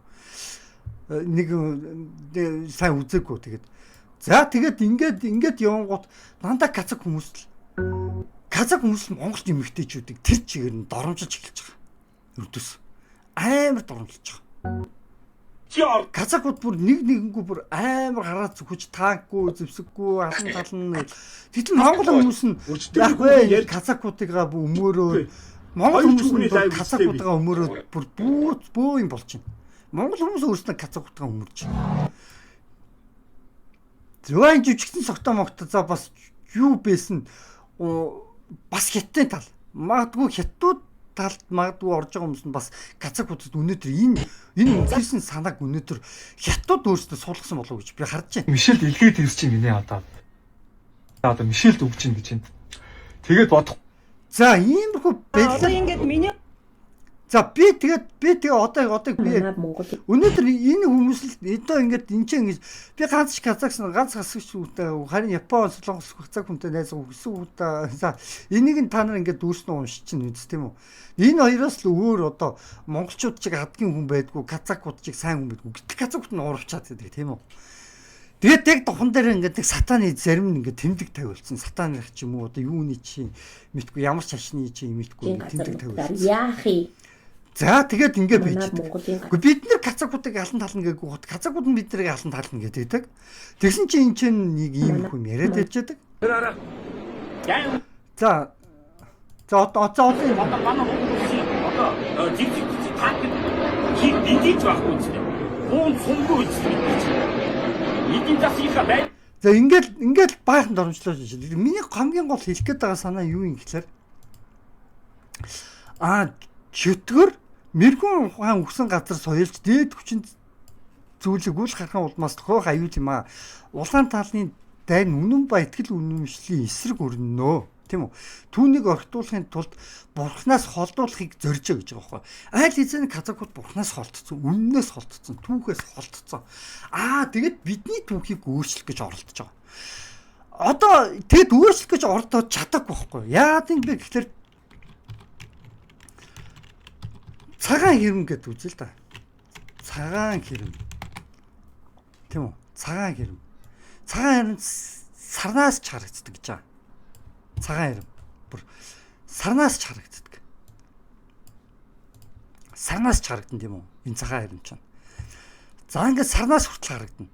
Тэгэхээр яаж байгаа юм цагаан хэрэм чинь өөр Монгол ингээд монголчуудаа бидэнтэй л хэлдэг тийм үү. Монголчуудаас хамгаалж би болсон. Монголчууд хятадуудаа хамгийн том хэлдэг. Энэ цагаан орн чинь хятадтай байдаг. За тэгсэн чинь нэг хэсэг яалаа та нар байгаль нуурыг аваач гэд ингээд баахан пропаганда явуулаад орсуудаа байлдгээд пропаганда явуулаад ингэж явах үед нь би яриад юм бижиж дайныг зогсоож гисэн тийм үү. Тийм үү? Та нар Оросуудтай байлдаач бид нар та нарыг дэвшээр хангийг гэдэг ингээд баахан гчин болж байгаа үед нь би яриадан бийж тэр Орос Монгол хоёр хоорондоо байлдахыг би зогсоож исэн. Тэгсэн чи одоо Казак Монгол хоёр байлдах тийм үндэс сураг нь 30 хэдэн жилийн турш би болгож ирсэн байгаа. Казакуудыг монголчуудын эсрэг авирлах юм, монголчуудын эсрэг үйлдэлтэй болох юмыг нь хэн хийж байгаа юм бэ гэх юм бол ердөөсө боловсролын яам өөрснөө хийж байгаа шүү дээ. Өнөөдөр энэ боловсролын яам өөрснөө хийж байгаа шүү дээ. Энийг ерөнхийдөө хүлсэх яагаад албаар хасахгүй байгаа. Яагаад бүх заахгүй байгаа. Яагаад ийм хүмүүсийг боловсролын яамдаар ажиллуудаад зөвхөн хэлгээд байгаа. Эдгээр чинь монголоор ярихын дээр сайн ярьж штэ. Ярихын дээр сайн яриад бид нар хараа зүгэж штэ. Яагаад хэлэн дээр зөвхөн анхаарал хандуулт үүсгэсэн болоод зөвхөн хэл заахгүй нэг зүйлэр. Эдгээр чинь хэл бүр сайн мэдхийн дээр мэдж штэ. Энэ баян үйлгийн боловсролын чанарын асуудлыг одоо ярихаас өөр аргагүй болж байгаа. Тэр энэ намар түүхийг яагаад гуйлж яагаад бидний эсрэг үзэл зурталтай болгож хүмүүжүүлж байгаа юм бэ 30 хэдэн жилийн турш энэ л асуудал واخгүй юу? Энэ л гол асуудал нь واخгүй юу? Түүнээс ч тэр бүрээд юу мүү гэд олон үндэстэн тийм хэлээр ярьж чадахгүй байх уу байхгүй юу? Гэхдээ тэр хүмүүстэй анхаарал хандуулаач. Тэр бүрээд одоо юу гэдгийг бүрээд байна уу? Тэр юу байна уу?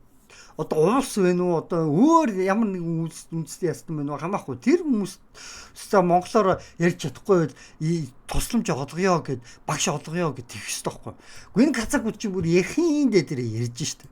Албаар монголчуудыг доромжиж казакаараа хараад монголчуудыг хараад зүгтээ монголоор хазааж доромжлонгуудаа алан тал нь гэж сүрдүүлэнгуудаа тийм үү? Та нар юу юм гэж эмгтээчүүдийн янхан дүүдийг тэмсэггүй зэвсэггүй таахгүй гэж ингэж доромжлонгуудаа ийм ярьж яагаад ингэж байгаа. Тэгэд дээрэс нь зүгээр багш буулганаа багш буулгах ч бол зүгээр би монгол хэлний багш буулганаа гэдгээл яриач юу десант гэж галбар гуйлаад байгаа. Энэ хаалт эцсийн инх хамгаалан новшоо.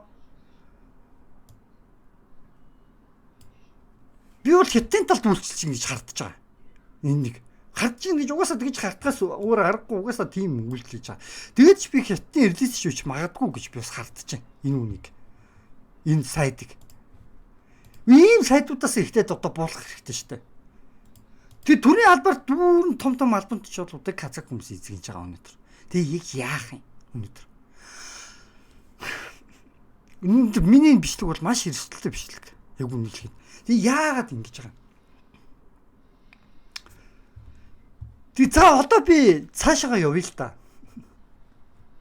Одоо би тэгэхээр би цаашаа явъя. Боловсролынхаа сургуулийн 700 гаруй захирлуудыг ажтаачлна гэж байна шүү дээ. Тэрнтэй адилханаар Баян Улгийн аймгийн цэцэрлэг сургуулийн захирлууд 100 одоо Баян Улгийн аймгийн монгол хэлнийхээ багш нарыг бид нэр ажтаачлаа гэж хамгийн түрүүнд. Яг үнэхээр тэр монгол хэлний өөрөө монголоор ярих биш. Хүүхдэд монгол хэл заах тэр ур чадвар тэр багш нар байна уу гэдгийг бид нар хараа гэж байна. Сая бид нар үндсэндээ нэг том баг бол ажиллах гэж байгаа сая ингээд нэг юм шүлхий гараад хөлөөрөө тогтчихлоо шүү дээ. Тэгэхээр бол ерөнхийдөө бид нар энэ Баян Улгийн боловсролын чанарыг бол онцгой анхаарахаас л өөр арга байна. Шүлхий гарсан үн ч юм уу хуцаа ч юм уу яг ямар шүлхий гараад ирсэн те. Шинжилэл хийх гэж байна. Одоо би миний хамгийн түрүүнд боловсролын сайдын хувьд бол дахиад десант уух хэрэгтэй газар бол би Баян Улгийн. Зүгээр л тэг десант гэж яриад байгаа гоо. Зүгээр десант биш зүгээр монгол хэлний багш буулгах чинь. Монгол хэлний багш миний бодлоор буулгах шаардлагагүй юм байна. Наад чи монголоор хангалттай сайн ярьж хараач зүгч чинь. Харин монголоор сайн ярих тусмаа наад чи баг бидний эсрэг баг дайрах магадлал нь бүр улам илүү хүчтэйгээр нэмэгдэх юм болов гэж бодож байна. Нэг юудэнтэй нэг исламынхаа нэг энэ юудэнтэй нэг алчуур шиг юма тайлал бидний тунд ялгахдаггүй шүү дээ. Бүгдээрээ монгол хэлтэй ялгахдаггүй шүү дээ. Гэхдээ бидний эсрэг маш аюултай дайсныг маш аюултай бидний эсрэг дайрж байгаа бидний эсрэг тийм үзэл сурталтай ийм хүмүүсийг хятад санаатаар бэлтгэж гин гэж би ойлгож байна. Албаар монгол хэлтэй монголоор сайн ярьдаг албаар ингэ бэлтгэж гин албаар би тэгж ойлгож байна. Боловсролын ямиг албаар монголчуудыг казакууд буюу баг үндэсний яснаар нь устгуулах ийм бодлогыг хятад өдий олон жил хийсэн. Энд хэн буруутай гэхээр өнөөдөр хүртэл боловсролын яам хийжсэн хүмүүс буруутай. Гарцаа баг. Би тэгж бодож байна. За тэгээд нөгөө талд нь юу болж байгаа юм гэхлээр за одоо би та нарт би хоёр ихэр цувны домог Тийм үүмээ самууны сувдны домог гэж байгаа. Энэ зүгээр нэг гарчиг биш шүү. Үүмээ самууны сувдны домог гэж байгаа шүү. Энэ Google-ын гэнэ дээрээс нь та нар одоо танарт би одоо тайлбарлаад өгч. Үүмээ самууны сувднаас төрсөн чөтгөр шүү. Чөтгөр. Ойлгочоод чөтгөрийн адал явдал. Нэгдүгээр анги дээр юу илэрхийлжсэн бэ гэхлээр за чөтгөр гэсэн сайн хүн болж болно, сайн тэмцэж болно гэдгийг харуулахыг зоржсэн юм уу? Тэгэхийг зоржин гэж би нэгдүгээр анги харж байсан. Гэхдээ хоёрдугаар анги дээр жинхэнэ төрх нь ил гарсан. Яасан бэ гэсэн чинь ингэсэн. Энэ өвгөн хин ээ? Энэ өвгөн хин гэдгийг мэдчихэв та нар? Та нар би хэмартаарай. Энэ өвгөн гол дайсан. Тийм үү? Нээжагийн. Энэ нээжагийн хамгийн гол дайсан энэ өвгөн. Тэгээд монголчуудын магадгүй дайны бурхан байх магадaltaй бас нэг хүн. Дайны бурхан байх магадaltaй бас нэг хүн. Тэгээд цэнхэрлөө гэх мэт хүмүүс гарч ирж байгаа. Энэ дээр. За энэ цагаан өвгөн яг юу юм? Цагаан өвгөн бүжиг гэд ингээд та нар зүгээр интернетээс хайгаад үзэх юм бол заяа цагаан өвгөн бүжиг гэд та нар хэрвээ интернетээс ингээд хайгаад үзэх юм бол энэ дээр юу гарч иж байгаа юм гэхэлэр за 14 жилийн өмнө гэж байна. Энэ бол хэдэн зуун жилийн түүхтэй энэ цагаан өвгөн бүжиг гэхгүй монголчуудын өөрснөө. Энэ цагаан өвгөн бүжиг гэхгүй. Энэ юуг илэрхийлдэг юм бэ гэхэлэр амар амгалан тайван ад жаргалтай баяр хөөртөө бүжиг илэрхийлээд амар тайван ад жаргал урт удаанаас инх тавилыг бэлэгддэг тийм бурхан багхгүй. Энэ бурхан яг эсрэгээр үүмэн самууны энэ бурханаас яг эсрэгээр. Өөрөөр хэлбэл энэ бол юу илэрхийлж байна? Амар тайван амар амгалан урт насыг бэлэгддэг. Харин хүүхэд бурхан юу илэрхийлж байгаа юм бол урт насыг бэлэгдэггүй. Богинаас үүмэн самуун дайн чөтгөрөг бэлэгдэж байгаа. Тэгвэл яг энэгээр юу илэрхийлж байгаа юм бол амар амгалан урт насыг гээд ялан дийлээд энийг чөтгөр болгож харагдуулж байгаа. Амар амгалангийн бурхныг монголчуудын шүтдэг энэ бурхныг үүмээс самны чөтгөр боёо тийм үү? Тийм өндөр насны бурхныг үгүй дайсан болгож харагдуулж байгаа өнөөдөр. Нээж муу галах мянган арга байгаа гэж өнөөдөр дайсан болгож харагдуулж байгаа. Би илчлэлт 12 дээр за улаан луу сатан бол тийм үү? За ерөнхийдөө юу байх магадaltaй юм байна гэдгийг би энэ бичлэгэн дээр би тайлбарлаж ирсэн шүү дээ. Энэ дээр улаан луу сатан буюу улаан луу бол ерөнхийдөө өмнө самунд идэхтэр улаан луу хятад байх магадaltaй байна гэдгийг би ярьжсэн тийм үү? За тэгсэн чинь тэр хятадуудын хийсэн Google-тэй кинон яаж байгаа юм гэхээр өмнө самууны чөтгөрийг дээдлээд айгуу сайхан санаатай тийм үү? Айгуу тийм их сайхан санаатай, сайхан сэтгэлтэй болгож харагдуулангуудаа юу болж байгааг мэдсэн биз дээ. Яаж байгаа юм бэ гэсэн чинь Одоо цагт анхаарвал үүмээс Монгол бурхныг тийм үү? Жинхэнэ ив амгаланд амар тайван бурхныг яаж байгаа юм бэ гэхэлэр тийм үү? Чөтгөр болгож хувиргаж байгаа шүү дээ. Чөтгөр шиг болгож харагдуулж байгаа байхгүй. Өөрөөр хэлбэл энэ бол зөвхөн Google-тэй. Тэр чигээр зөвхөн Google-тэй. Энэ зөвхөн Google-тэй хийсэн маш олон гар мас буюу маш олон хүмүүсийн зүгээр тархийг угаах, уучраа мэдгүй байгаа хүүхдүүдийн түүхийг говьлох зориултаа одоо юу гэх юм монголчуудын эсрэг төрөх зориултаа монголчуудын бурхныг цаа цанаагаараа монголчуудын бурхныг өөрснийхөө нэг болгож ингэж харагдуулж гэсэн дайсан болгож харагдуулангаа өөрсдийнхөө нэг дуусах бодлого давхар явуулангуудаа давхар дайсан болгож монголчуудын өмнө самуу биш монголчуудын өндөр нас болон хад жаргалтай байдлыг үгүй нэг гэдгийг бэлэгдэх гэж ийм Google-тэй хийсэн байхгүй. Би бол тэгж харж байгаа энийг. За тэгээд ингэ бэжсэн чинь юу болсон бэ гэдээ одоо харъя л та. Ингэ бэжсэн чинь юу болсон бэ? Тийм үү? Ингээ бэжсэн чинь юу болсныг би одоо та бүхэнд харуулъя. Одоо ингээ бэжсэн чинь юу болсныг одоо би та бүхэнд харуулнаа. Жинхэнэ тэнгэрээс дохио ирсэн. Энэ үйл явдлын дараа одоо хүмүүс айж зочирдоод сэтгэл санаа нь хямраад ер нь бол сэвтээд одоо цаашаа сүудийн байдлыг болж байна. За энийг тайлбарлахаас өмнө би та нарт эхлээд нэг юм тайлбарлаад харуулчих хэрэгтэй байна. За нээжа is лабобо тийм үү? Лабобо. За нээжа бол лабобо. За тийм үү? Духан дээр 666-гийн тэмдэгтэй лабобо. 6-гийн тэмдэгтэй. Яг энэ яан гэж ярьдаг юм. Гэхдээ энэ яан буюу энэ яан салчихсан. Цэвэр чөтгөр болчихсон. За тэгэхээр яах вэ гэхээр за лабобо бол энэ яаны за лабобо бол тэгвэл хин бэ? Лабобоис пазузо буюу чөтгөр. Лабобоис пазузо буюу чөтгөр. Сата. За тэгвэл Illuminati дээрх сата ямар хөө харагдгийг одоо би та бүхэнд харуулъя л та.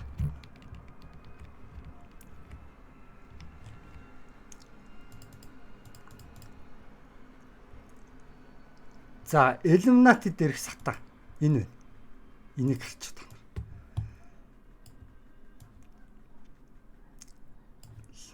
Лабобода төстэй харагдаж байна уу? Лабобо төстэй харагдаж байгаа. Яг энэ төстэй харагдаж байгаа байхгүй. Лабобода энэ төстэй харагдаж байгаа. Тэгэхээр яах нь вэ? Лабобода төстэй. Энэ бол ерөнхийдөө тэр чигээрээ юг илэрхийлж байгаа юм бэ гэхээр лабобода төстэй буюу жинхэнэ утгаараа сатаныг илэрхийлж байгаа. Сатан юу байсан бэ? Урд нь. Сатан урд нь юу байсан бэ? Энжел байсан шүү. Сахиусан нэг. Люцифер байсан шүү. Люцифер. Мэдхүү Люцифер байсан. Паалан энжел шүү дээ. Паалан энжел.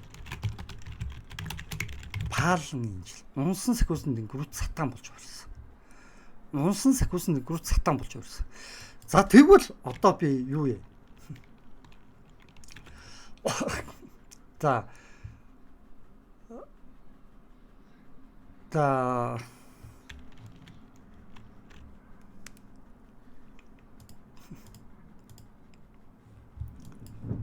За нээжа God гэж би хайч.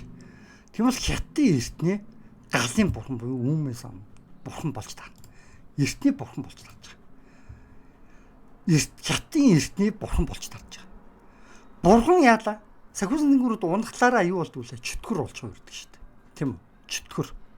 Чөтгөр буюу сатан, devil болж уурдаг. За тэгэхээр яах нь вэ? Чөтгөр сатан болж devil болж уурд юм бол энэ сатан буюу devil болоод хувирчихсаа гэсэн үг. За тэгээд одоо би дайснуудыг та нарт харуулъя заа. Дайсан хэн байгаа юм бэ гэсэн чинь хоёр луу байгаа. Энд нэг нь хөхлөө, нөгөөх нь бас хөхлөө. Хоёр луу хоорондоо тулж байгаа. Нэг нь миний бодлоор Казакийг илэрхийлж байна гэж бодож байгаа. Казакийг духан дээр тэмдэг тавиулсан.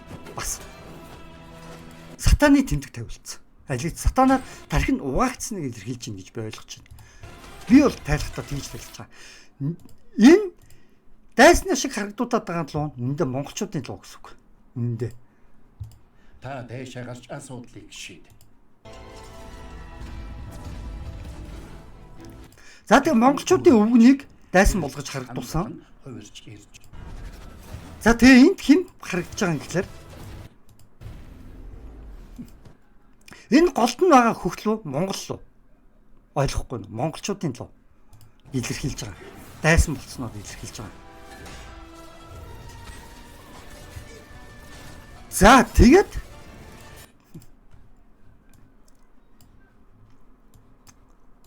энэ голд нь байгаа хөхлөө энд 3 ширхэг луу гарч ирж байгаа энэ дээр.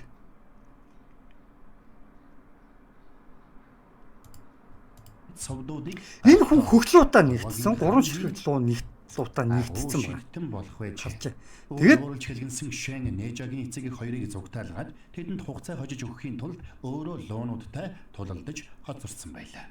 Чөтгөрийн ангуучдыг барьж өгсөн чгүй мөн хинзэнд тушааж шудрах цээр тэр. Гэтэл тэдний тосгоныг сүрүүлсэн хүн нь Шэн биш. Харин ийсэн байлаа.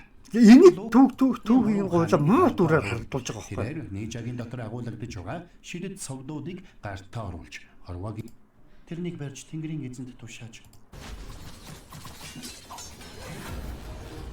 Тэгээд энэ дээр яг юу илэрхийлж байгаа юм гэхээр урагчдаг илэрхийлж байгаа. Гэтэл яг үүндээ энэ хоёр өөрснөө хоёулаа энэ яа хоёр салхалаар ямар тэмдэг болж байгаа юм бэ гэхээр 6 гэсэн тэмдэг болчихж байгаа байхгүй юу? Энэ яа хоёр. Ууг нь 1 болох ёстой шүү дээ.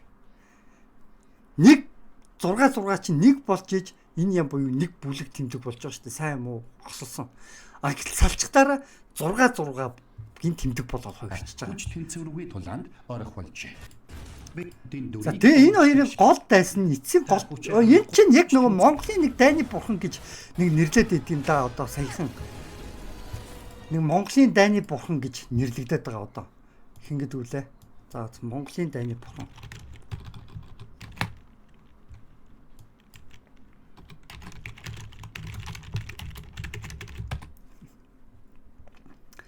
God of War дээр Монголын дайны бурхан өнөөдөр гараад ирсэн гэж байгаа. Одоо манай Японы найзууд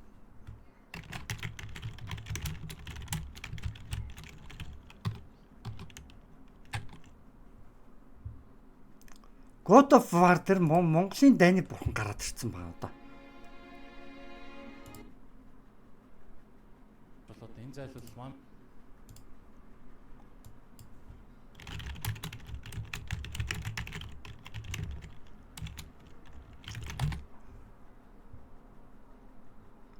Энэ Монголын God. Монголын бурхныг одоо энэ чинь гаргацсан байгаа. Энд. Энэ улаан бол Монголын дайны бурхан гэдэг байгаа. Гэтэл яг энэ дээр Монголын дайны бурхан шиг тийм нэг улаан хүн бас тулдаад байгаа юм чи.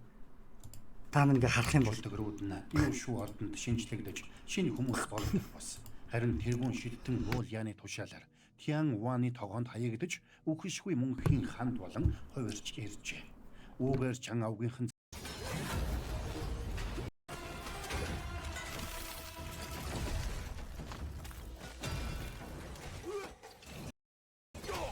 би чинь докторгүй байна. Хитрхи хүчлэх хэрэггүй.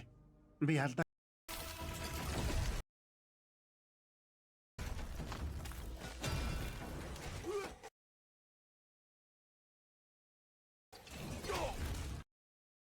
Би чинь докторгүй байна.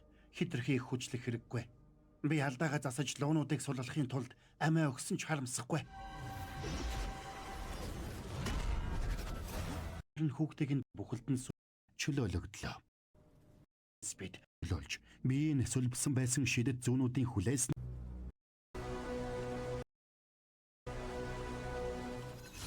шидэт зүүнүүдээс чөлөөгүй бол үхэн шүү дээ. Бид тэнд удаан хүлцэнгүй байлаа. Биднийг хүлцэнгүй байвал уул яам биднийг амьд үлдэн гэж бодсон гинэ. Хүчийг мэдэр.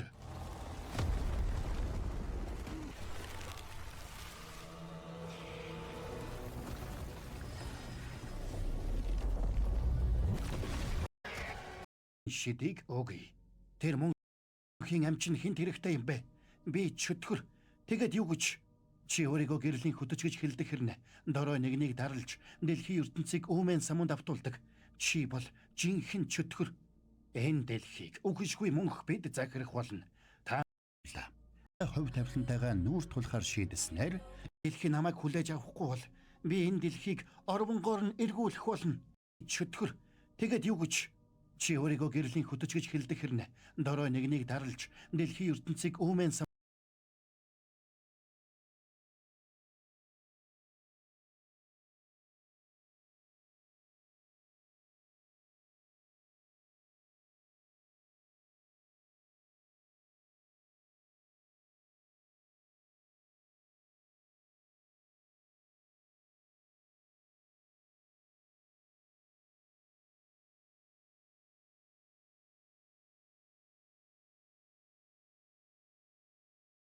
Хятад ч бас тийм нэг мухар сүсэг өндөртэй хүмүүс шүү дээ. Бас муу. Тий. Хятадын Фужан хотод нэгэн сүм шинээр баригдаж гинэ. За сүмд нь Хятадын хурмастын 4 хаадын хөшөөг нь шинээр барьж байгуулсан юм байна л да. За. Тэгсэн чи яасан? Өнгөрсөн 7 хоногт сүм аянган цохилдсон. Хүүдий. Аянга чи амар штэ тий. За тэгэлгүй яах вэ? За сүмд нь хятадын хурмастын 4 адын өшөөг шинээр байгуулсан чинь аянган цохиулаад одоо барилга байшин аянган цохиулах бол байдаг л зүйл штэ уул нь бол тий. Хамгийн сэвдээ нь аянганаас олж сүнд байсан хурмастын 4 хаадын яг нүүр хэсэг нь хархөө болчихсон. Хүүдий бичлэгийг харж байна. Амар юу болоод Нара нөгөөх нь сүмийнх нь орой моройвор хайлаад за одоо яг тэгэхэд нөгөө нэг хормостын 4 хааны маань нүүр нэрнгээс пад харуулж. тэг хамгийн сонирхолтой заяа. Зүгээр ингээ цав цагаан юм байгаа штэ хурмастын. Тэнгүү зөвхөн нүүрнүүд нь харуулсан байгаа штэ. Яг хөө тэгэд бусад одоо бие мийн ч юм уу те толгойн дээдлийн малгай залгаа нь болохоор цав цагаан ивэрэ. Зөвхөн нүүр нь л харуулсан. Харин тий. Ямар сэвтэй. За дахиад хэлье. Хөшөө бол огт гимтээгүй, эргэн тойронд нь өөр ямар ч хөө хар утаа болоогүй. Зөвхөн дөрөн бурхны нүүр л харалсан. За 6 сарын 24-нд аянга зохиох үеэр луугийн сүмд нэргүүж сүмд байсан хурмастын хаадын хөшөө бол хар утаанд өрцөн гэсэн мэдээлэл бол цацагдаад байна. Тэгээд сүмийн дээвэр дотор адар модон баг нь бол шатсан байгаа. Гэхдээ яг нөгөө 4 өшөөний нүүр л хавар олчихсан байгаа гэж одоо сүсгтэй хүмүүс нилээд айцтай хүлээж аваад.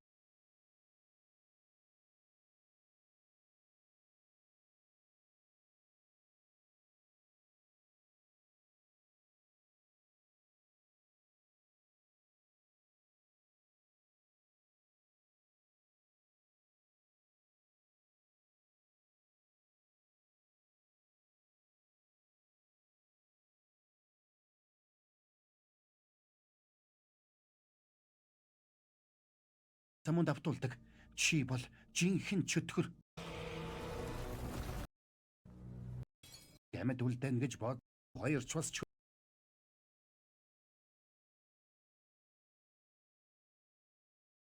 шин боломжийг олох.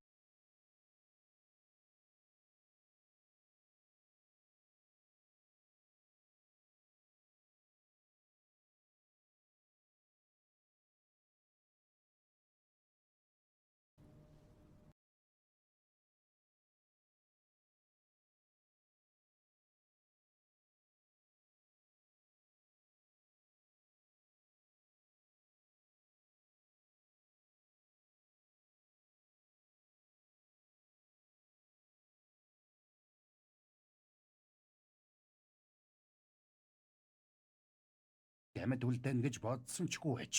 Тиймээс бид эцсээ хүртэл тэмц.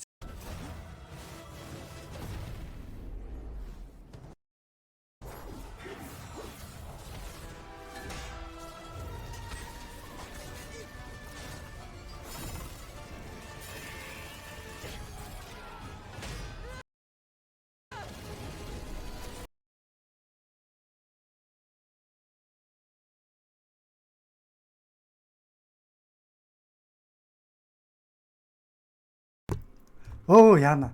Монголчууд өөрснийгөө хичнээн их одоо юу гэдгийг ингэж үүмээ самууны ингэж дайнд байж энэ бол одоо юу гэдгийг те хичнээн их тийм үү. Ингээ Google-тэй кино хийгээд монголчуудын цагаан үгнийг ялж байгаа байдлаар монголчуудын шившлэг хийсэн. Дайны бурхан болон хөхт лууг ялж байгаа байдлаар хичнээн Google-тэй хийгээд хичнээн инх амгалангийн монголчуудын юу нөлөөлсөн. дийлж байгаа байдлаар та нар хийгээд нэмэргүй байхгүй юу? Энэ хооронд Нижа Аубын хоёр тэргүүн шидэдэн лөө хүч хавсран тайрсан ч тэдний дайралт тэргүүн шидэдэнд нөлөөлсөнгүй.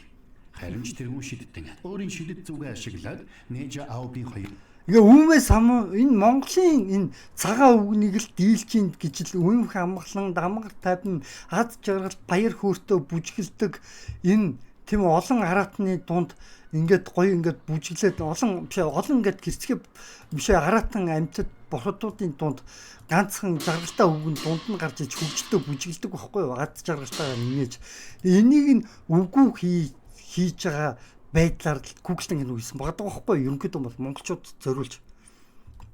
Тэгээд энэ дээр яг юу гэж хэлж байгаа гэхээр хоёр хөхлөө яагаад энд тулдж байгаа гэхээр нэг нь казак буюу одоо юу духан дээр тэмдэг тавилсан байх магадaltaй. Монголоор одоо кацагууд одоо 100% ярьж байгаа одоо.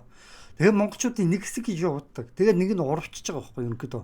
Сатааны тэмдэг тавилсан аль хэзээ духан дээр тэмдэг тавилаад тэг хичнээн ингэж Google-тэй хийлгээд нэмэггүй. Эднэр чинь яг үндэ тэнгэрийн дохой биш байхгүй. Эднэр зүгээр хар масын тархийг угаах гэсэн л зориулттай одоо Google-тэй. А жинхэнэ дохой яаж ирдэм бэ гэхлээр яг нэг тэнгэрээс аянга цаалгаан цахиж ингэж ирж байгаа байхгүй. Жинхэнэ дохой чинь энэ байхгүй юу?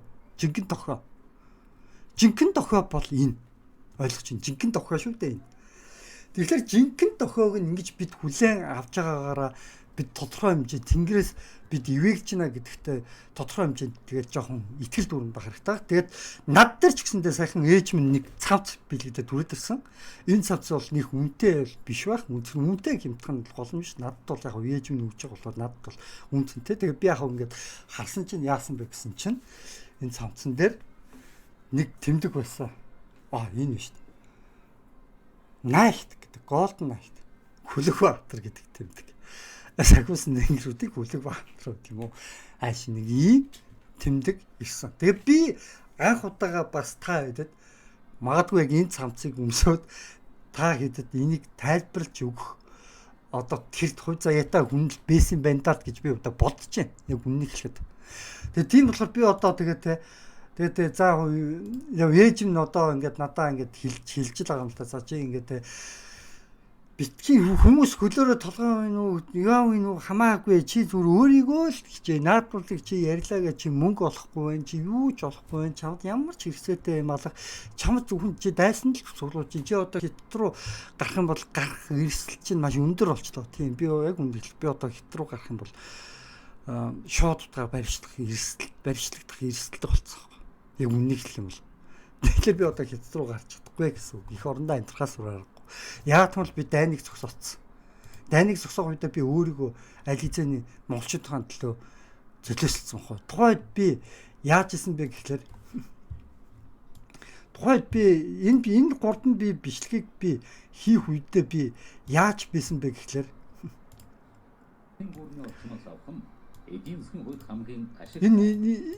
энэ хэдэн бичлэгүүд бол яг Facebook дээр Монголын политик гэж пэйж уудсан дээр нэг нь ихэд 60-аас 100-аад мянган үзэлттэй 200-аас 300 лайктай болсон байсан гэж хэлээд байгаа шүү дээ Facebook дээр.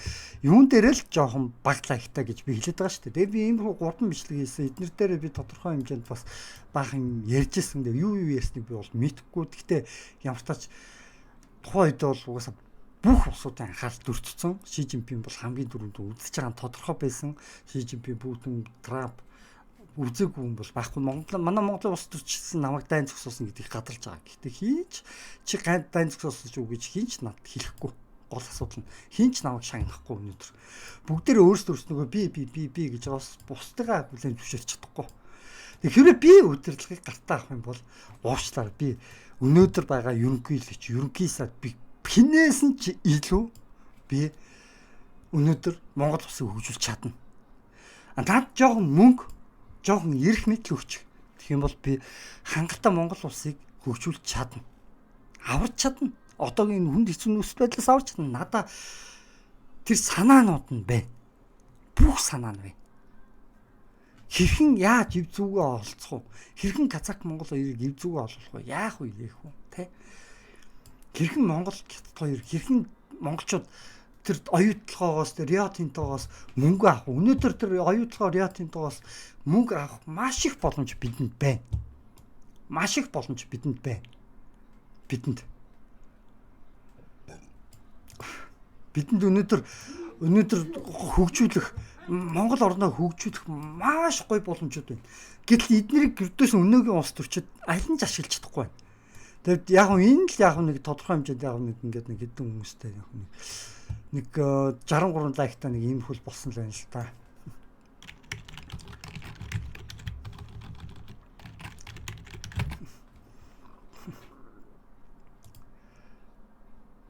За ерөнхийдөө нэг 2 цагийн өмнө нэг айлчлал гэдэг нэг тийм мэдээ гараад байгаа юм шиг байна. Солонгосын ерөнхийлөгч нэг айлчлал хийх гээд байгаа юм шиг байна. Манай Монголд тийм үү? Бас энэ 2026 онд за айлчлал хийн гэдэг шиг байна. За тэгээд энэ хин за Субутай гэдэг гарч. За Субутай яадаг үлээ. Субутай ямар бичлэг хийж. сүулт ханаа. Системээр дамжин энэ шүү дээ түүхэнд нэг өдрийн өмнө өчигдөр хийсэн юм байна энэ бичлэгийг нэг өдрийн өмнө гэж. За тэгээд энэ супутай уг гоё бичлэг гэдэг шүү дээ. Би хайл үзэх гэж наач үзэж амждаггүй. Идэрбат руу ойр бас үзэж амжаагүй юм байна. Бичлгүүдийн үзэж амжих юм бол бас би уг Идэрбатын хэд хэдэн бичлэгсэн. Гэтэ сүүл тасаа овоо зөв юм яриад шиг харагдсан. За энэ 2 минутын өмнө дөнгөж сая нэг одоо энэ удаа Украин буужгүй гэдэг бичлэг хийж байгаа маань. Нэг өдөр үнээр зах зээл буужинлаа гэдэг иймэрхүү бичлэг хийж байгаа маань. За тэгээд ямар ч тач би одоо яах гэж байгаа юм гэхэлэр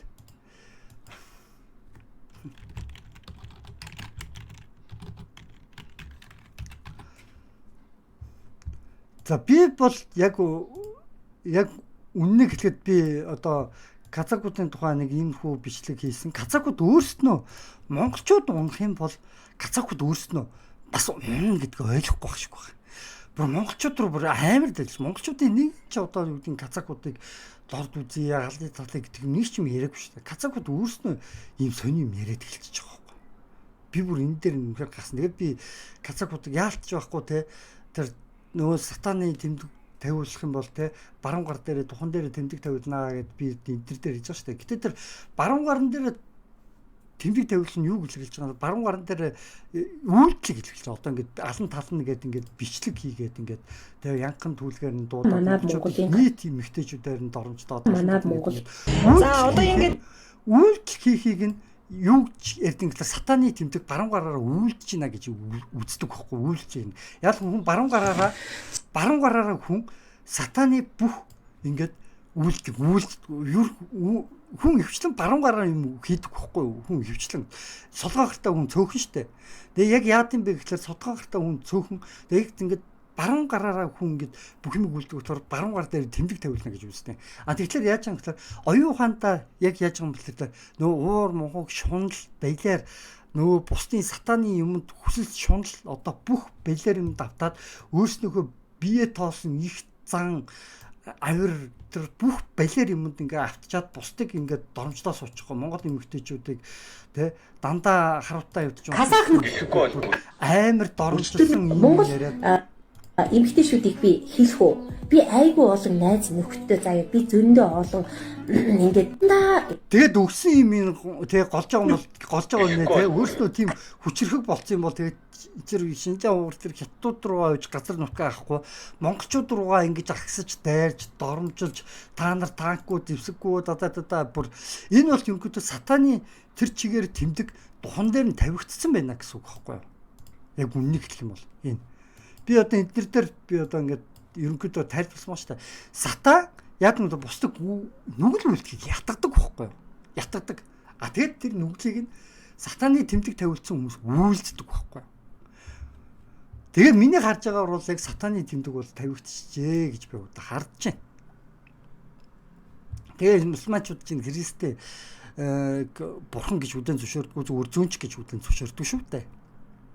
А гэтэл Христийн шишин дээр юу гэж үздэг вэ гэхээр Христийн шишин бол өөрөө Христ бол бурхан гэж ярьж бурхны хүү юм аа гэж гардаг. Үгсэн үнийг амьлуулдаг юм аа. Тийм үү? Усан дээр явдаг юм аа. Өвчтөө хүмүүсийг эдгээд юм аа. А гэтэл өнөөдөр зөндөө олон зүнчд байгаа юм яг тэгжсэн зүнч байгаа юм уу? Би мэдэхгүй шүү дээ. Ингээд үгсэн үнийг амьлуулад өөрөө үгсний дараа амьлаад тэгжсэн Христийн шишин байдаг юм уу? Тийм одоо зүнч гэж байдаг юм. Би бол мэдэхгүй. Гэтэ хэрвээ яг ингээд хамгийн бодит практикаар нь та нар одоо юу гэдгийг чат GPT юм уу одоо химэл оюухан Gemini интерес юм уу те хин хамгийн бодиттой шишин бэ гэдээ асуух юм бол ерөнхийдөө юу гэж хариулдаг вэ гэхээр исламын шишин гэж хариулдаг. Гэхдээ исламын шишин дээр миний хувьд ингээд санал зөрөөд идэх юм энэ дээр байдаг. Жохон. Гэхдээ би юу гэж хэлэх гээд байгаа юм гэхээр исламын надах насах гэж байгаа хамаг өдөр газруудыг буснуулж ин гэж хэлээд байгаа тийм үү. Тэгээ ер нь бол тодорхой хэмжээнд бас зарим юм дээр нь идрээтэй санал нэгдчихэж байгаа байхгүй юу. Энэ дээр өмнө би бол идрээтэй бол санал нэгдэж байгаагүй шүү дээ яг үннийг хэлэхэд. За өмнө би санал нэгдэж байгааг болохоор би өмнө нь бол би Нилийн шүмжилжсэн энэ идрээ гэвэл та нар хэрвээ ингээ харах юм бол ойлгоноо хөө. За ингээд эдийн засагч за ингээд 1-2 жилийн өмнөөс л те Монгол улсын тусгаар тогтнод аюул те би нөгөө мега туслах гарч ирэхдээ мега тусч болохгүй штэ гэж идэр баттай шууд санд зүрлдэл мега туслуудыг битгий дэмжиж байгаа хулгай болгох нь ойлгомжтой, лүүр болгох нь ойлгомжтой те би ингээ олон бичлэг хийсэн байхгүй. Тэгээ би нэг хэсэг нууцлцсан байсан. Тэгээд би одоо яг ил гаргачлаа л та. Тэгээд би ингээд олон бичлэг би хийсэн л те. Яг тухайн үед бол юм бичлэгүүд бол гол нь фэйсбүүкээр бүгдийг цацчихсан. Тэгээ харамсалтай дээр фэйсбүүк Монголын полит гэдэг пэйж хуудас тэр чигээр устдсан шүү дээ. Гол нь би ютуберээ цацгууш фэйсбүүкээр олон цацчихсан байна. Тэгээд энэ орон дүрэн мега төсөөлөл те барилгын салбар те тэгэл ингээд цоо доошгоо би ингээд те за ураа ингээд те урааныг эсэргүүцэл ингээд би баахан ярьж байгаа. Яг цүмийн цагтаас Монголд баг баригдахгүй дээ те. Зүгээс үнэхээр барьж чадах юм бол яг үстэй барьж чадахгүй байх магадлал маш өндөр байсан. Тийм болохоор би ер нь л эсрүүцсэн талтай байсан. Үргэлжил. За тэгэл хамгийн гол нь ингээд мега төслүүд бол Монгол улсыг томпруулах зорилготой тий за гэж би ингээд баахан олон юмнууд ярьжсэн байхгүй. Тэгээ ер нь бол хүмүүс бол тэр болсон сайн ойлгодгүй. Би Монгол улсыг бол аварж зөндөө болоод аварж ирсэн шүү. Тэр болгоныг одоо дурдах нотлохоо үлдээгүй заримуд нь. Тийм болохоор би дурдж чадахгүй. Гэхдээ би бол дурдыг гэх юм бол би дурдчихна. Нилээ хэдэг санаж байгаагаас дурдчихна. За тэг жинхэнэ дохио гэдэг чинь энэ Нострадамсын зөвнөл буюу Нострадамсын зөвнөлийг одоо хинч үгүйсэхгүй заяа. Нострадамс ингээд зөвгөнсөн байна гэдгийг хинч үгүйсэхгүй. Дээрээс нь жинхнээс ингээ аяг цагтаа гэдгийг хинч үгүйсэхгүй. Гэтэл үүмээс өмнө ийм нэг хүний хийсэн хуурмаг иймэрхүү юмнууд бас болж тийм үү.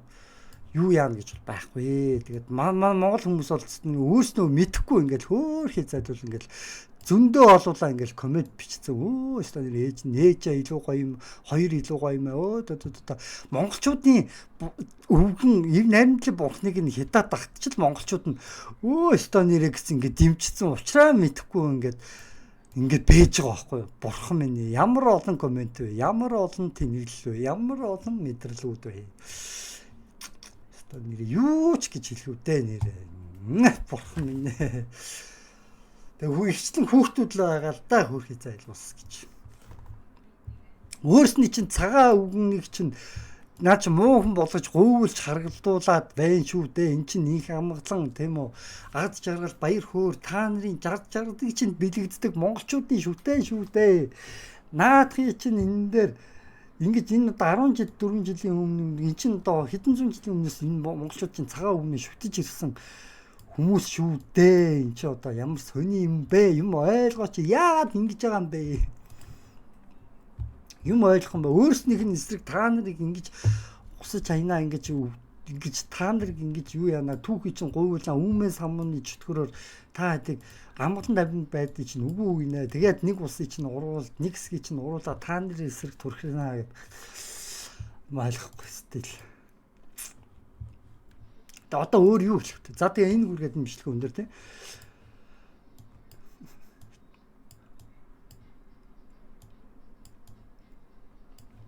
Өнөөдөр 2026 оны 7 сарын 8 23 цаг 23 минут болж байна. За тэгээ би юу хэлэх гээд байгаа юм гэхэлэр за тэгээ эцэст нь гэхэд монголчуудын энэ зөвнөл биелэх баха. Чингис хаан хурж ирж байгаа дэлхийг айдас давтуулна гэж гол нь. Дэлхийг айдас давтуулна дахин дайм байлдаанд хийнэ гэж байгаа байхгүй. За тэгээд энэ хүргээд бичлэгээ өндөрлөе. Би яг нэг бичлэг хийгээд би яг тавьчихсан л та. Тэгтээ нөгөө нэг жоохон онцгой болсон болохоор постлоогүй. Яг нэг постлсон, нэг 2 3 хүн үтсэн байсан. Тэгээд би буцаагаад нууцлцсан. Тэгээд дахиад постлж байгаа. За тэгээд энэ хүргээд бичлэг өндөрлөе.